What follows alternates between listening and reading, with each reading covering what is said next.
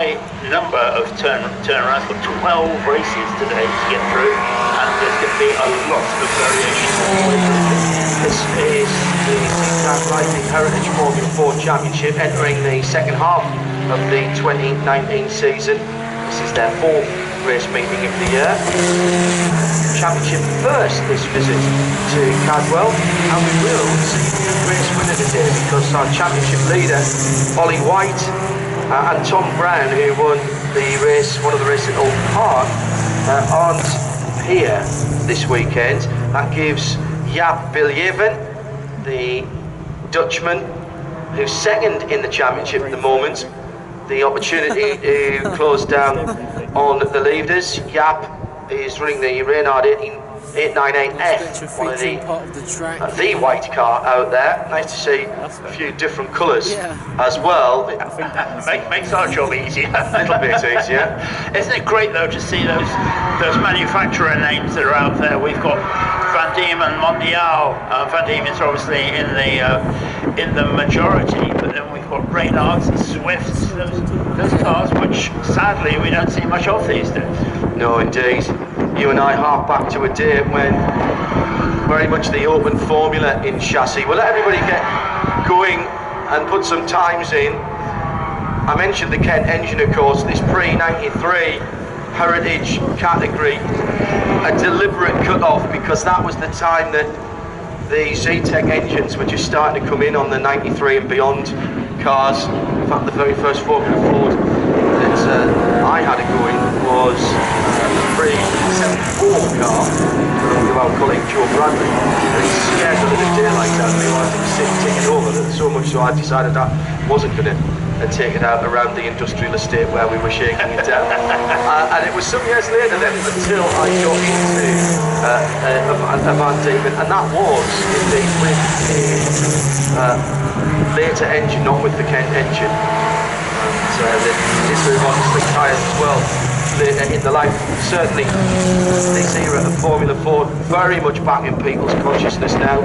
Formula Ford Festival and towards the end of the year, and also of course the big Formula Ford meeting in Silverstone as well a couple of weeks after that, attracting people from all over the world. And another colleague of ours, Jeremy Shaw, brings his Team USA chaps over, and I think it's interesting just to see these cars and to talk about that 1992 breakpoint, because that was when Formula Ford fundamentally changed, I think. Absolutely right. It went from that late 60s inauguration, which was about very much the easy access motorsport, road tyres, and pretty basic chassis, pretty basic everything as far as that's concerned. And that we then saw something different in the early 90s, and I think this is great because this is really back to its absolute roots, and these cars looking great on the steel wheels and everything that they should be. We're just having a quick look at the target screens so far. With already 5 minutes of this session on, yeah, that's the bright red number 2. That's the gardening car in addition to the programme. So that's a little bit of research that I need to do in between practice and qualifying. 1:39. He's not hanging about around here. Very impressive. Effectively the first flying lap, and that's well ahead of everyone else.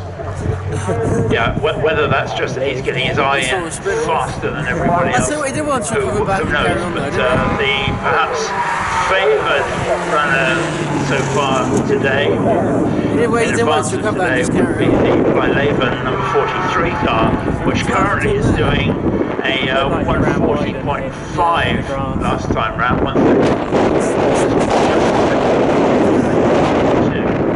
So now in second position, but still the best part of 2 seconds down on the Gardner car in first spot. The oldest car in 1978, easy to spot, is the bright green David Rourke Van Diemen RF78. It's just gone through. Second edition, I noticed, the program 25. It's the Guthrie car, two of the fastest guys on the track at the moment. So I can pick that up around the circuit. It's on the Andy at the moment, heading down towards the right-hander park. The classic full circuit being used here this weekend. Saturday, should I say? Well, yes, I didn't want people to think I was suggesting there was more racing coming than just today. I should have just said the classic circuit being used today. No, that would have been much easier. Yeah, we'll get the hang of this by about 6 o'clock tonight, I think. The amount of time to do it, but certainly the number 2 car is head and shoulders faster than anybody else currently. 1.8 seconds faster than the rest of the field. So we're keeping an eye on all of that for this 15-minute session. More than halfway through this now. Everybody behaving themselves at the moment, just trying to pick out the Guthrie car, which is the addition to your programme coming through. It's the bright yellow car that's just crossing the line now, sort of an ochre coloured car actually.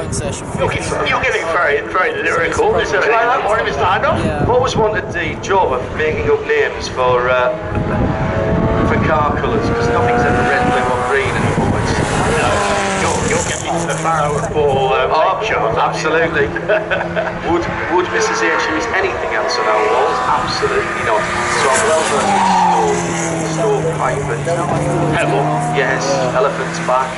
Houses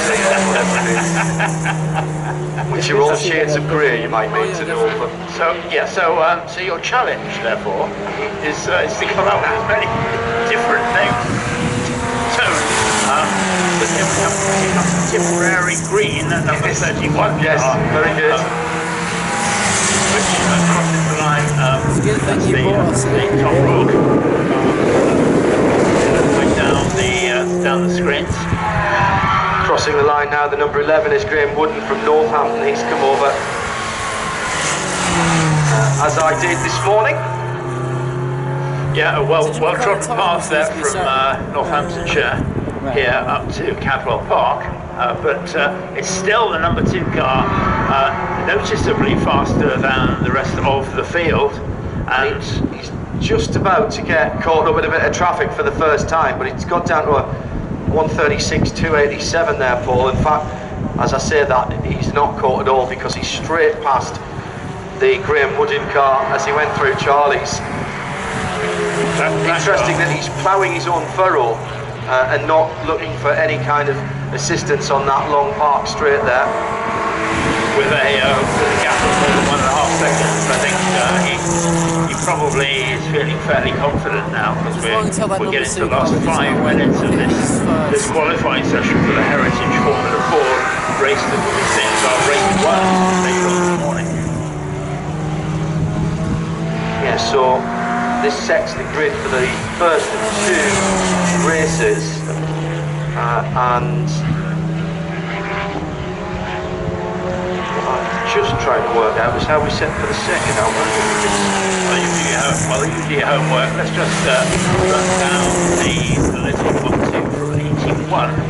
So Gardner from Rourke, then the number 43, Riley from 25 Guthrie, number 42. That's the number Stones car from the number 14. Hunt car in 6th place, then 75 Davey, 66 Fernhoff, 36 Boyack, 11 Woodin, and 31 Rourke, and that's the 11 car grid currently with something under 5 minutes left to run. Just struck again as we came down to the pits in the commentary box this morning, Paul, just how narrow it is over the top of the mountain and round the back of the circuit here. It's Cadwell, and seeing these single-seaters here round through the whole bends, the hairpin, and round through Barn. I did come here to watch Formula 3 many years ago, and I still can't actually believe I saw that happen. But I did, I promise you. With these undulations, first good word of the day, around here at Cadwell Park, it must be really strange to drive something like that with slicks and weights, because it must change the way you drive the car very considerably. I had forgotten how quickly the gap between the top of the mountain at all bends and the hairpin comes up. It's a very short straight indeed.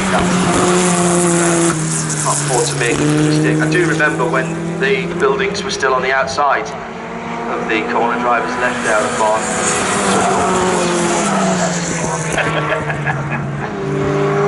So coming to the end of this session, a couple of laps left for the faster guys. 1:36.2 still the time set, and Cadwell has closed down to just about a second away from the bright red number 2 car.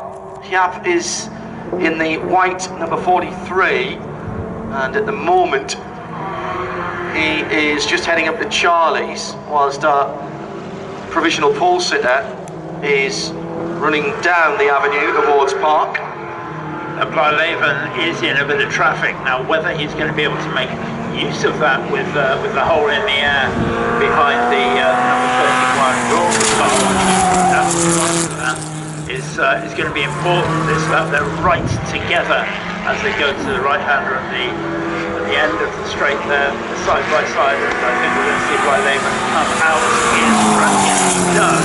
Now, has he made any that extreme? That might work well for him. As you say, John, it's a 1 second, almost exactly, gap between Gardner and Blyleven for first and second on this qualifying session, with just under 2 minutes left. Be a nice clean lap this time around for the man that heads the times, the bright red number 2, just heading over the top of the mountain through into the hairpin now, and the next car back is the second place car, the all white number 43, the Reynard 89M.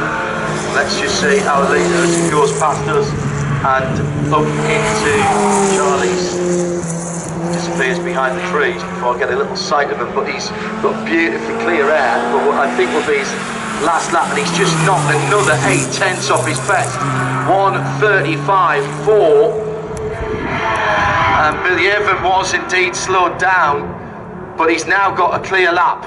41.0 last time around whilst he was in traffic. This, I think, will be the last lap for both of these drivers. The checkered flag is being readied, as ever, of course. The checkered flag comes out, you get the lap that you are on.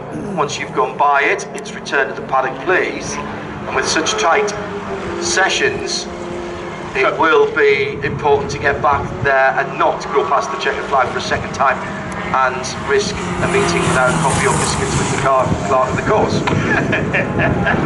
And it's 1.8 seconds between Gardner and Blyleven. Currently at the end of that lap, so it's all going to be to play for with Gardner. Absolutely putting a marker down in the sand, taking 0.8 of a second off less on that previous lap. 1:35.4. It's a very good time around this Cadwell Park circuit. But he's certainly making the mark. He's going to be looking for something very, very quick. Checkered flag out in 3 seconds time, and it's now waving in back down below us and to our right, and the first person to see it, rather appropriately, will be the person at the top of the timing sheets. And as I say that, the leader's gone missing. I expected to see him coming out of Barn a moment or two ago, so has... he can't, here he is, very slow. Gardner goes through, takes the checkered flag, 1:54.8. Here comes second in the championship and second on the timing screens.